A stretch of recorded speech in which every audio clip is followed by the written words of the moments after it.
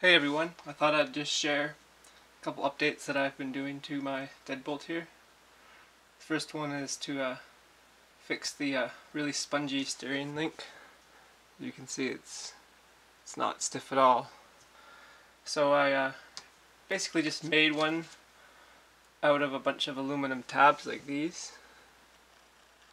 And as you can see, it's on there fairly nicely, painted black. And I will do a slideshow of some pictures of when I was making it so you can just see all the steps. It was pretty simple. I just used a few basic tools, just hacksaw, file, and drill. Let's do hand drill even. And that was all I used. Let's see if we can get another good look at it.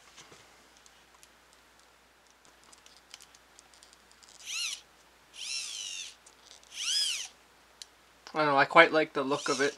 I think it looks good on there. I also replaced all the links with aluminum ones that I made.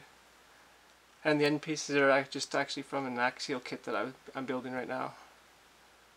But yeah, it beats the stock ones that are all flimsy.